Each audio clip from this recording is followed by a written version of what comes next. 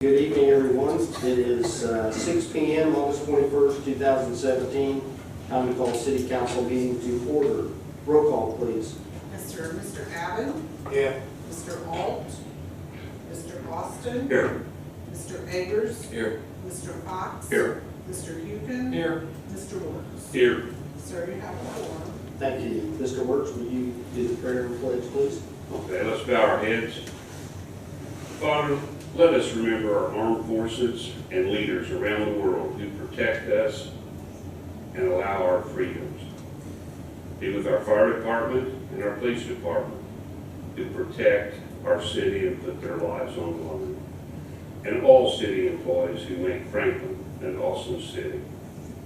Father, be with the mayor and the city council as we conduct the business of our city and allow members to carry out the fiduciary responsibilities of our city with positive direction. Amen. I pledge pledge allegiance to the flag of the United States of America and to the republic for which it stands, one nation, under God, indivisible, with liberty and justice for all.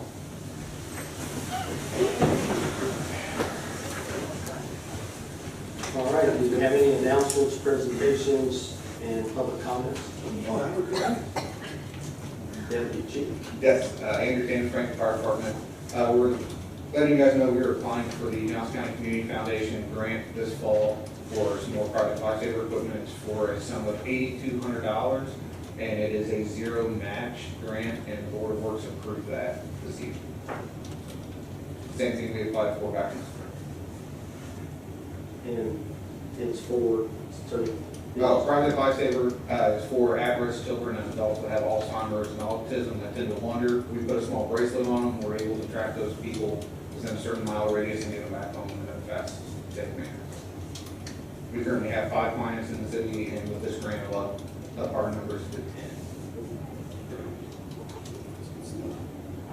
all right, thank you, Andrew.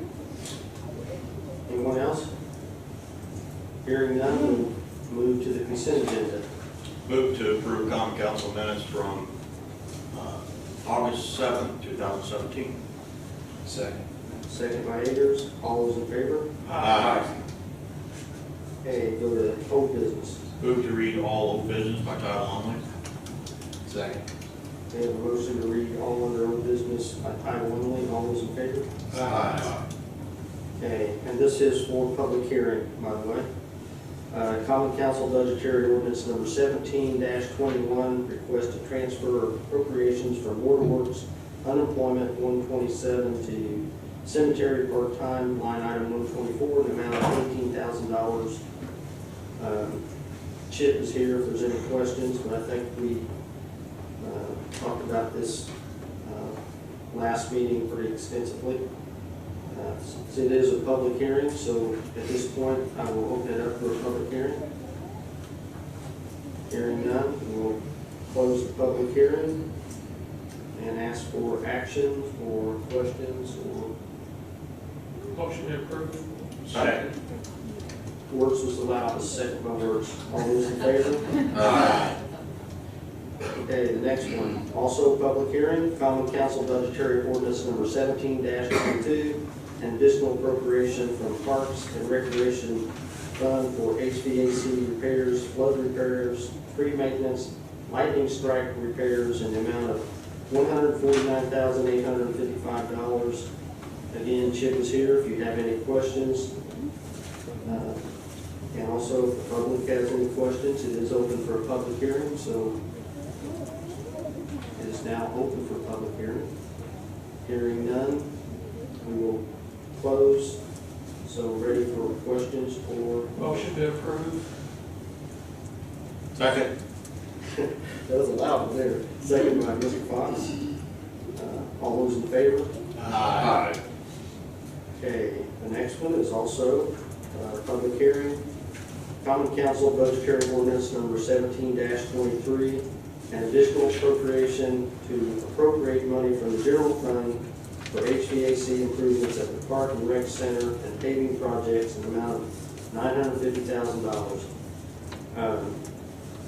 As everyone recalls, we'll say this one more time, we have We talked about this one the last time pretty extensively. We've talked about this several times pretty extensively. It's going to be an expensive project, and Mark is working to get it out for bid. Should be getting it out in the next week or so, I would think.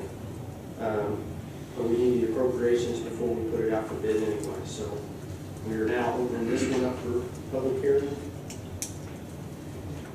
You might have any questions? Okay, we will close the public hearing. Mr. Wilson? Yes, Mayor and Chip and Mark, once this goes out for bid and they get ready for installation, will this be completed in time for the winter? It will be going on here. Will the current system allow adequate heat for the winter? Sorry to put you on the spot. I can't answer that question. As I would think today, yeah. It doesn't mean we're not gonna have any black hole leaks. Because once you heat it back up, that's when the problems start. And I think the question for our attorney is, just curious, I'm just, since you brought this up, could we deem this as an emergency situation? If need be? Well, what's on your, yes, if we have an emergency situation, you can do repairs and things like that, but I think on your appropriation, you've already got money there. You couldn't do an emergency service. You need to. If it was in fact an emergency, you didn't have the heat. Well, here's what I'm That's thinking necessary. is, the reason I'm asking this question is first, if we waste another 2, 3, 4 weeks, whatever it's gonna take to do all the advertising, then we do start getting into a real emergency situation. And we have had, Well, I don't think that following the public bidding rules would be deemed a waste. I mean, that's how we comply with the law, so that's not wasteful. The law does also provide for the ability that in the event you're in that process and the emergency arises, you can declare something an emergency. but it's gonna take a. We need to go through those too, Okay. unless, because right now we need to go through those public bidding processes, particularly in light of the amount that we anticipate we will be spending. Okay, and just to clarify, so everybody knows I'm not trying to skirt around public bidding. We have all kinds of prices for this, but we have to go through a certain process. We know what the price is gonna be, and that's why I was just wondering the question. Yeah, and this appropriation includes things other than the HVAC intentional. I think the mayor and I discussed, probably not good business in this year with business folks, as I said on this board, to have an appropriation designated for just one thing, when there are going to be bidders and we're not going to be bidding, knowing how much we appropriate. That's not what our practice has ever been. So this includes other things other than just the HVAC. All you bidders out there. There are other things included in that. But certainly, if you get into the process, you've got a rec center that doesn't have heat, we have the ability to declare emergency and get repairs done. And do that, but we've got to go through the public bidding process on a project of this size. Is this the energy savings? No, it has nothing to do with the energy. So that's different from what we've, okay. Yeah, and in fact, I think, certainly don't speak for the mayor, but I think the mayor, after doing a lot of his due diligence and things, realized we could probably do this project at a cost savings and probably quicker than the energy savings contract will allow us to do. Well, I mean, it's not that contract, but this came out of that though, right? This come out of that, and it's Okay. still, All right. it's still new, updated, energy efficient equipment. Right. Well, I know I've been in meetings with, on this, so this is all that. Right. Yes. The energy savings, the problem with the energy savings contract is that was a contract to get essentially a third party who would then go out and do all this stuff. And we're just going around with that and going right to, if you will, the horse's mouth to get those rates, because this is, I think the way we're doing it, and I had nothing in the decision to go this way, but I know the way we're doing it is going to save substantial dollars than what was originally kicked around. Question though, it says paving, is that something else that? That is if, and we do anticipate that there will be funding, knowing what I know the price is probably going to come in at, there will be funding left, and we do have other paving projects to do that we can use it So for. it's kind of been, got put in this one, okay. Yes. Okay. And it's a competitive bid, so I mean, even though people know about it, I mean, it's, what the dollar amount is still competitive, so. Yeah, and that's probably one of the reasons we need to do the RFP. But rest assured, we have a rec center that doesn't have heat, we'll get heat. We will get it taken care of. The only reason I bring it up is we do have an issue in the gymnasium of the community center for the people that walk. It is cold in winter months, and if this would help supplement versus paying money to fix an aging, obsolete piece of equipment. That's why I brought it up. Yeah, I think that's what the mayor's. Right, and what I've been told by the contractors, the main contractor that I know is the most competitive that's gonna bid on this, that we get there, they can section it off and fix sections at a time to take care of the problem. So, Because it's a system change, but it's everything. Do you have a motion on this? No. I'd make a motion to accept common council budgetary ordinance 17-23. Second motion. Second by Deacon, all those in favor? Aye. Okay, now that moves us to new business. Move to read all new business by title only. Second. Second by Mr. Austin to read all new business by title only. All those in favor? Aye. Okay, the first item on new business that we can do tonight, if so choose.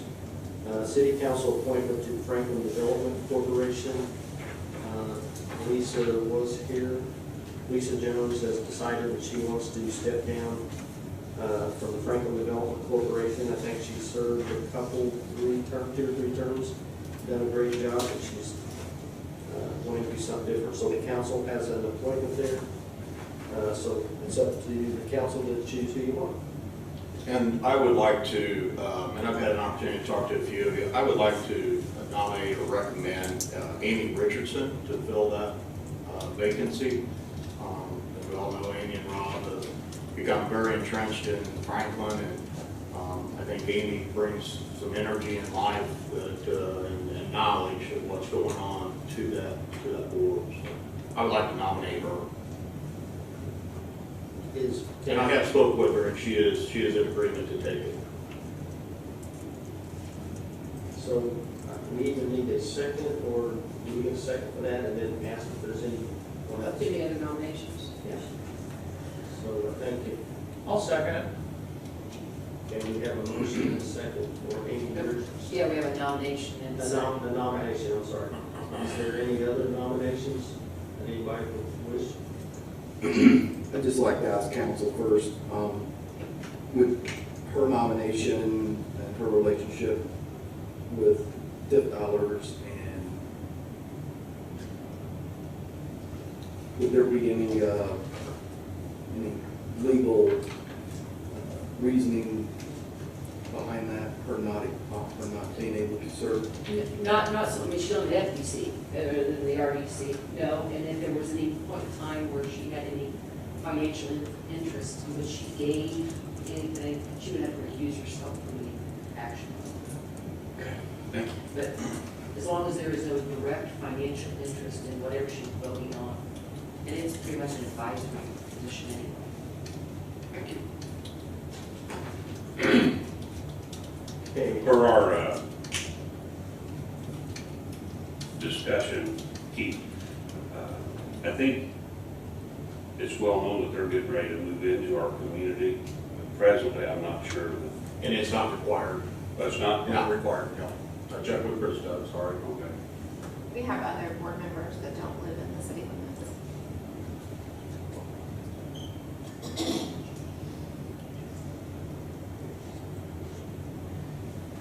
okay, is there any more questions? We have a motion and a second for Amy Richardson to become your appointment to the FDC board. All those in favor? Aye. Those opposed? So, Amy's the new appointment. And I'm sorry, Mayor, I didn't ask you to know, Krista, is she filling out a term of someone? No, They this see is if you do it 1 year starting term? It's a 2-year term. A 2-year term? Okay, thank you. Okay, that moves us on to the next item, slide presentation regarding the salary committee. Mr. Jeff Mercer, he was the chair president of the FDC, and I think we. Yeah, and, yeah, we got one other. This one, I did. Yeah. tax abatement. tax abatement from Krista. I'm quick. Sorry. Here, I'll help you out. 1710. Okay, I was looking at it. Yes.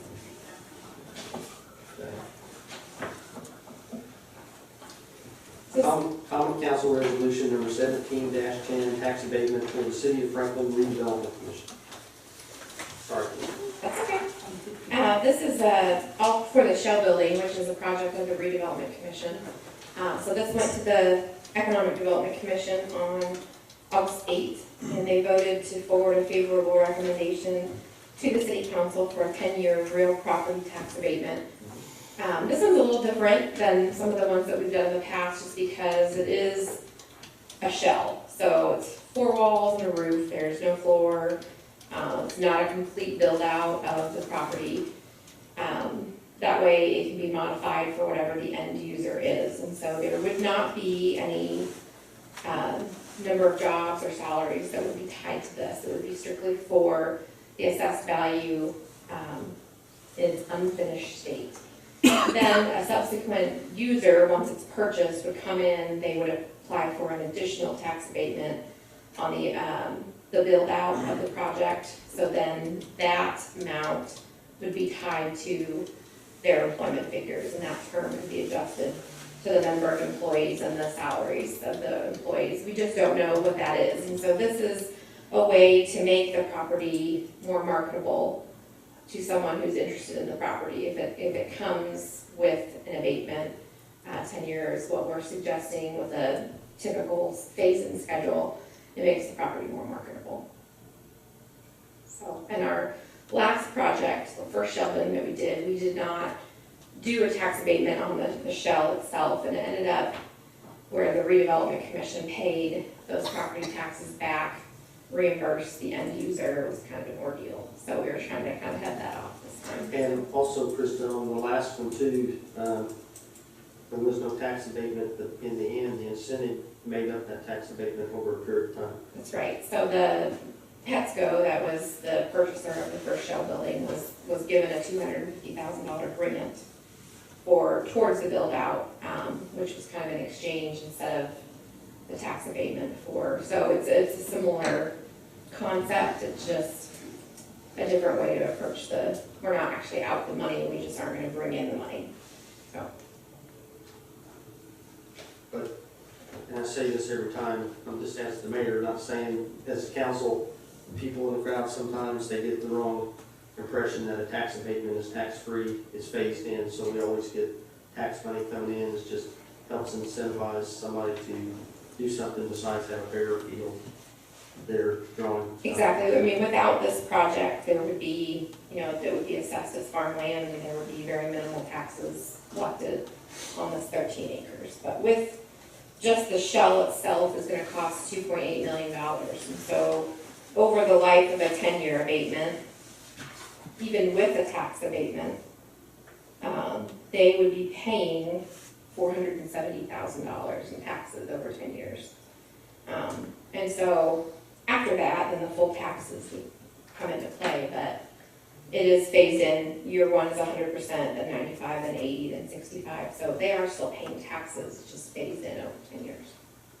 Krista, this is an ERA designation area already, so the resolution could be acted upon. That's right, yes. It's part of the Franklin Business Park, which has already been designated an ERA. So it's just one resolution.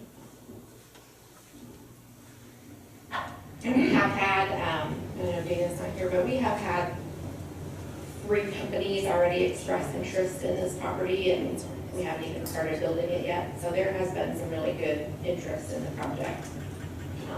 Krista, did this go before the EDC? It did. They have a recommendation?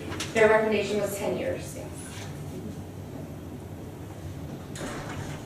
And we could open this up for public hearing if somebody wanted to weigh in on it. Okay, not hearing, no? You know, the way we look at Richard was that, you know, this is a one step of a multi-step process for this build out.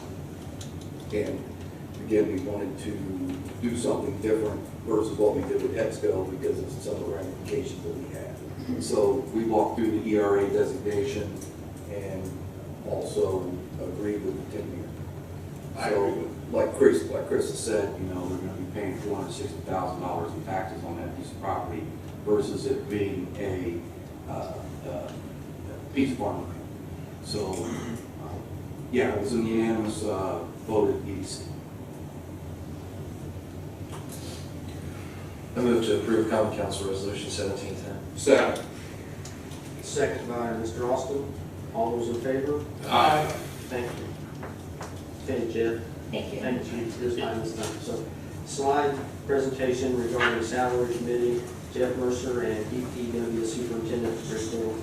And I'm gonna, I guess, and I want to kick this off just a little bit. First off, I'd like to acknowledge, because all of you knowing that we've been working on this project, I'd like to acknowledge the people that have been involved in this. Jeff Mercer, Rick Littleton, Chip Warner, Jane Rose, Stephanie Shepard, Brett Jones, Drew Eggers. This group, a few months ago, volunteered to be a part of a committee to start looking at how we could better evaluate and determine our salaries and our structure within that system for the city, and with the goal to come up with a process that we could use on an annual basis that wasn't so laborious that at some point somebody just say, we're not going to do this anymore, it's just, you know, it's not worth it. And this group is stuck together, and I'm going to let Jeff and Rick lead into the meat of this, or where we're at today with it, and then in conclusion, we'll sort of tell you what the next phase of this will be. So I guess with that, Jeff, I'll let you lead into the slide presentation. Thank you, Keith. Jeff Mercer, I'm the Director of Finance for Franklin Community Schools. Happy to be here tonight. Just a quick disclaimer. As soon as I'm done, I'm going to have to leave. Tonight is my wife's birthday.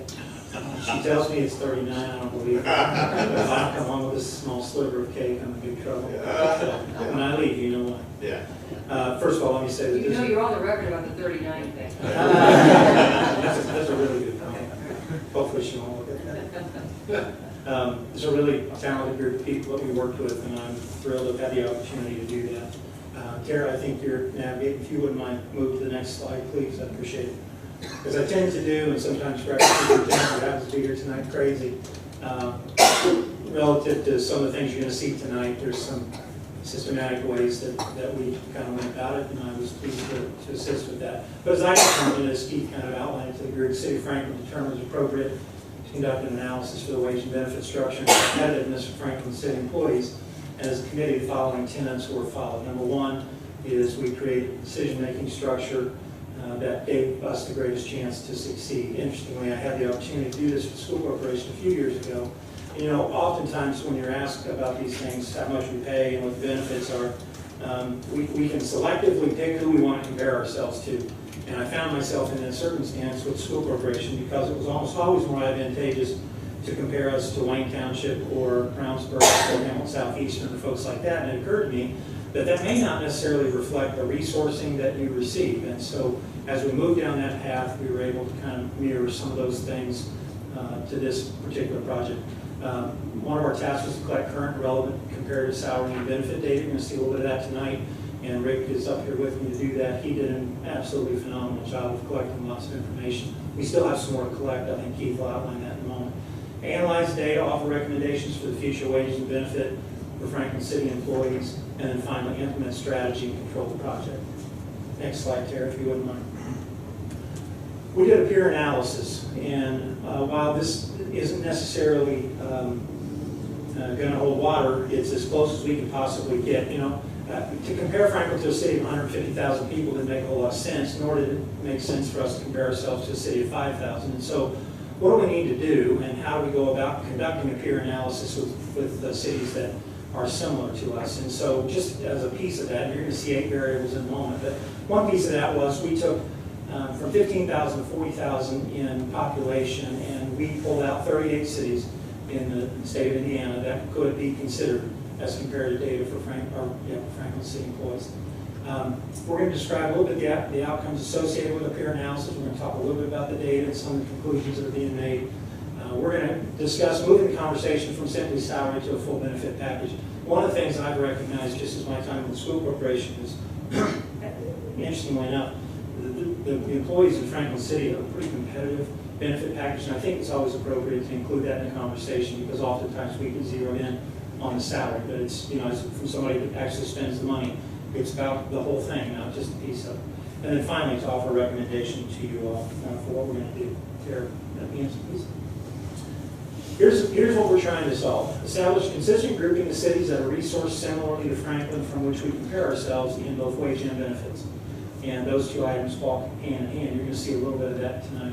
Move the conversation from opinion to more tangible data, because we can argue about any position that we want to argue.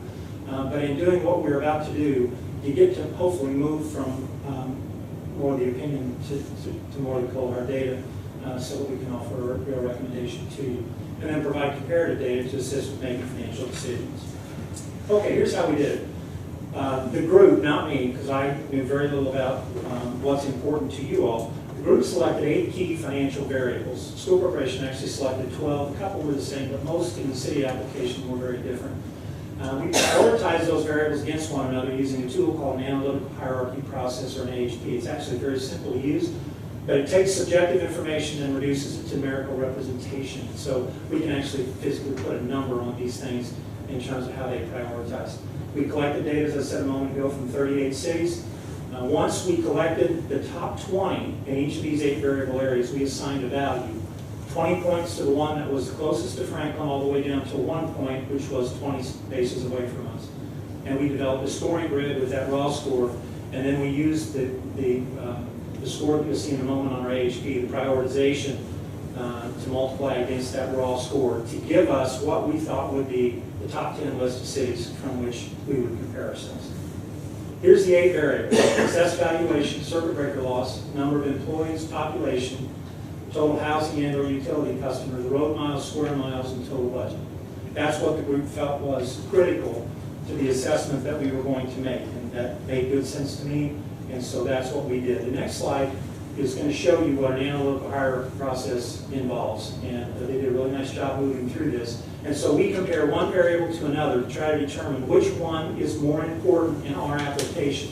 I would tell you this: if you did this analysis in Shelbyville or Greenfield, they may have a different ranking for how they view things, but this is what the committee decided. You'll note out in yellow that the number of employees was the #1 variable that we were going to use to compare one city to us. The next in line was total budget, and then followed relatively closely by circuit breaker loss and population. And so I won't bore you with lots of details of how we arrived at that, but it's kind of an interesting way to move through that. Here's what it actually looked like on my spreadsheet. And so you're seeing 3 of those variables: population, assessed valuation, and square miles, where I took all of those 38 cities and I determined, using Franklin as an absolute value or the value of 0, which were the 20 cities in the state of Indiana, or from that list of 38, that actually were closest to us, either above or below. And you'll see the score of 20 on each of those. So in population, Highland is actually the closest to Franklin in population, and so they scored a 20, and Westfield is, of that 20, they're the furthest away, so they scored 1. We then multiplied times the prioritization or the weight for each one of those, and I did that across all 8 variables. We're ready. Here's your top 10 group. Interestingly, and I guess I was a little bit surprised, but I was surprised when I did it for the school corporation too. The board actually looks more like Franklin than anybody in the state of Indiana. I guess I wouldn't have picked them, but they were: Huntington, West Lafayette, Newcastle, Seymour, Jasper, Brownsburg, Schererville, Logansport, and Clarksville. We then had 2 in Shelbyville and Greenfield were next on the list, and they were so close that the group felt, given their proximity and their closeness in score, we would leave those on the list. So we ended up with 12 cities from which to draw some conclusions. Okay. This is some data that I believe Rick collected, and the next couple of slides are actually a look at some of that data. I will tell you, we've got some work to do yet in collecting all that data. It's very laborious and time intensive to go get all that stuff, but I think at the end of the day, you probably would find Rick found that it was worthwhile. Terry, if you wouldn't mind flipping back to the one before. This is the one that obviously most people are going to be interested in, and that has to do with what people are paid. Rick, any comments on any of those slides that you might make or observations that you had? I guess the only thing I'd comment on is the information gathering process. Of course, all of you probably received copies of the IAC salary survey that's done each year and all. And those documents have been used by the council in the past. We found a couple of things. You know, not all communities responded. There's communities on this list right here that have not responded to the IAC salary survey. And we also found that titles and positions could be different. So it was decided that, you know, and other things can affect our operations as well. In the case of the utility, and tonight the examples are, you know, what I was able to do with the utility. But you know, staffing sizes, you know, is the community running a water utility, a wastewater utility, a stormwater, gas, electric, and all of them? And so that could affect the operation. You know, what is their actual budget amount? When it comes to billing, how many customers do they have? You know, what are they billing for and how many bills? So I was able to gather that kind of information. Another example I give in the case of the Parks Department, each area kind of did their own surveying. Aquatic facilities or not, you know, the number of park facilities besides staffing levels. So, you know, we learned it's more than just about salary alone. All these other things affect all of our operations, and so it was an eye-opening process to be a part of. And you know, you'll see that in the examples, and you've got full copies of the surveys as well. So now we know everything from, you know, the size of their staffing to their actual budgets, and just a wealth of information. So step number one in this process was collecting the data and determining what was important to us. I will tell you, that's just where it starts. What needs to happen now is, once we collect this data, you begin to stack yourself up against others and compare and contrast where you are and where you think you need to be. I will tell you as an example, the finished side of this with School Corporation. Today, with our peer group that we have, 13 school corporations involved, we ranked 10th on starting teacher salary. And I have to tell you, that's not what we aspire to be. So it helps direct you in a position where I can then offer some recommendations and suggestions. The superintendent and I will work on that. We're more like 6th or 7th at the top end of the scale, but at the starting end, it's really not as competitive as we need it to be. So those are the kinds of discoveries that I think will eventually happen with this process. But that gives you a snapshot as to the process we move through, and I'll let Keith kind of wrap up where it goes from here. Thank you, Jeff. Yeah, and so as we moved along in this, as Jeff said, Rick, we came to this point where it probably would have been easy to sacrifice what we had done over the last few months and just have gone the easy route. And we elected as a committee not to go the easy route. So what you see, and I think you guys received a copy of what transpired out of like what Rick did, and we developed a prototype, a survey that went out, and this survey is collecting data. And what we found was it takes a little bit of pounding to get some of this information, but we decided it was worth that. So in conclusion, and where we're at today, we are bringing on an intern.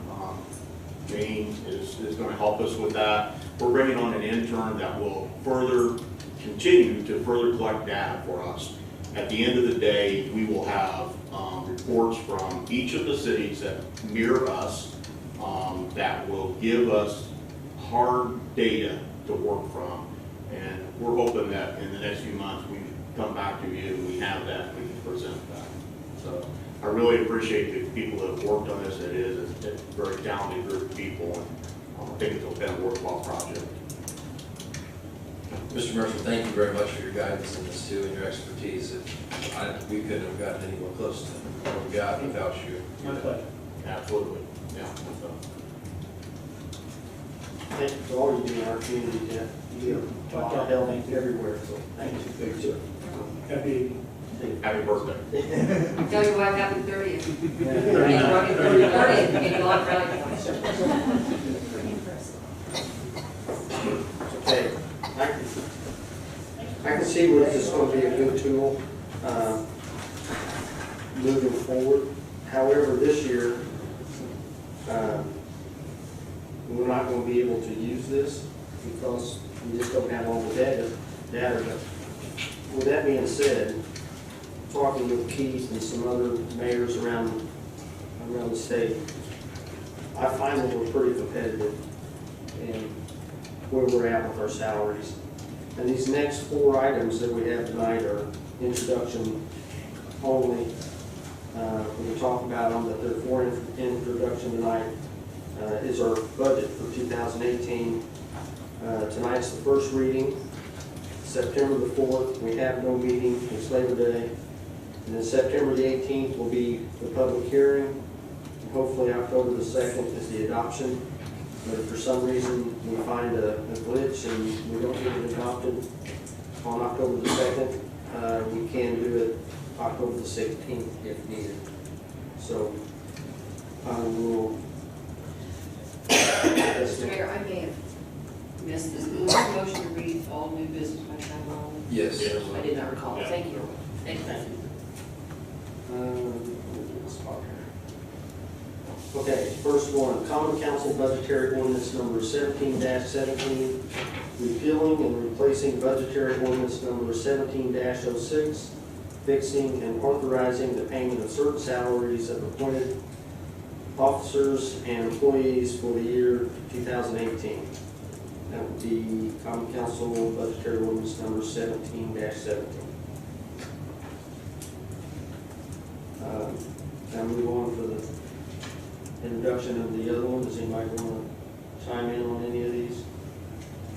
Okay, the next one, it's kind of funny when you do the budget. It's all about the same thing, but you kind of go down in order, so it gets a little bit confusing. Common Council Budgetary Ordinance number 17-18, fixing and authorizing the payment of certain salaries of appointed officers and employees of the City of Franklin for the year of 2018. That's Common Council Budgetary Ordinance number 17-18. The other one going on down, Common Council Budgetary Ordinance number 17-19, fixing the annual salaries and providing compensation for the elected officials of the City of Franklin, Indiana for the year 2018. Common Council Budgetary Ordinance number 17-19. And the last, the last for tonight on Common Council's to adopt would be Common Council Budgetary Ordinance number 17-20, City of Franklin, Indiana budgetary appropriation and tax rate ordinance for the year 2018, Common Council Budgetary Ordinance number 17-20.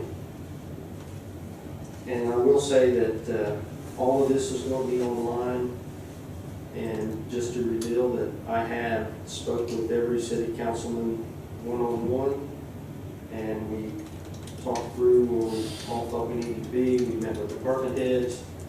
I think we prepared a pretty good budget for 2018. If anybody wants to talk about anything, we're welcome to do it tonight, or if we look it over good now that you've got the official stuff.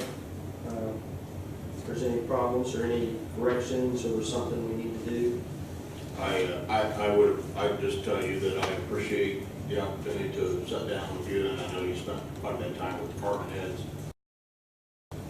But it was nice to be able to sit down and talk about this and come to this meeting with a budget that I feel like is an acceptable budget. That's good.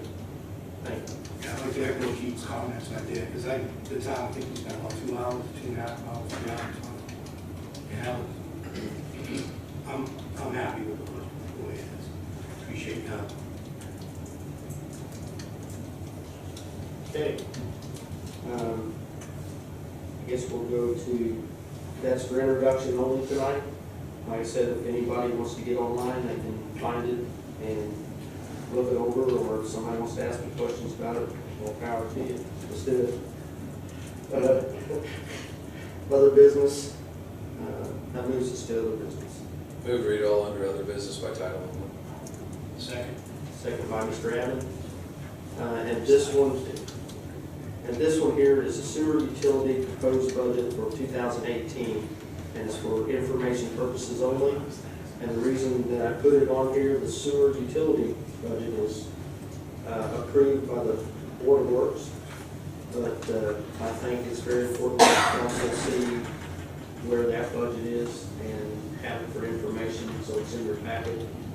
If you have any questions, feel free to talk with Rick or or Bob or myself on that one too. And I will say that when I met with the city councilman, we did talk about the sewer utility budget also. So that's just for information only, it's what that's there for. So any questions on that? And it is not really due also until November the 1st, and the council can approve it, or not the council, I'm sorry, the Board of Works can approve it with one reading. But we did go ahead and read it tonight, and then Lisa and Bob are going to look it over and study it a little bit. I just want to get it on the same page. So usually we wait until the last meeting to do that. Right, Rick? Yeah, we usually pass it. Yeah. Okay. All right, that gets us down to council member comments. Mr. Abbott? I have no comments now. Mr. Gibb? Thank you. I'm just going to pass along what I heard at the Board of Works meeting. Most everybody heard this already, but the TIF dollars will be used to purchase, actually construct and put in a road called known Linville Drive. Linville Way up near where the Shell building is going to be. Not only will it accommodate the Shell building, but it will help open that area up to further development. The engineer's estimate was $1.75 million. There were 3 bids received. The high bid was $1.95. There was another bid at $1.467 million, and then the low bid was $1.316 roughly. And the Board of Works accepted the low bid from Milestone, who we've worked with before and have good confidence with, as well as the other bidders. But anyway, that was 1.35.6 million, a lot lower than the estimate of 1.75. So that's good news. And also, just to add to that, what Bob stated, it opens up other development. We've already got a company by the name of Direct Conveyors that is going to build in that area. It's right along that way, yeah. Yeah, so that road is going to benefit the 2 businesses and the business that's already there. Just further note, not to drag this out, but that the road itself is going to be conforming to all city guidelines for sidewalks, lighting, landscaping, so it will not be just a road into a commercial subdivision. It'll be a nice entryway, which again, I think will be a good reflection on the city and help spur further development up on the north side of town. That's all I've got. Thank you. Nothing, sir. Yes, I'd like to report happily to the council members that the Board of Works tonight authorized the mayor to sign the settlement documents on Duke Energy. So we are resolving that case. As a result of that, obviously we have our intersection as we originally designed it. They've also reluctantly agreed to give us trails. And we also negotiated at the same time, since we were on that issue, an agreement that we can put our trail on Eastview Drive. It was not technically part of the litigation that was pending, but it was going to raise the same issue a year from now. So I thought we ought to deal with it completely. And the best part I would like to note is for Mr. Orner, the legal department will be putting $65,000 back into the general fund, because Duke is going to reimburse us for our costs and our fees, and that will come from a bond that they were required. So we will be getting $65,000 back. All right. Nicely done. Thank you. Okay, I guess we're ready for the motion to adjourn. So moved. Second. Second by Mr. Wertz. All those in favor?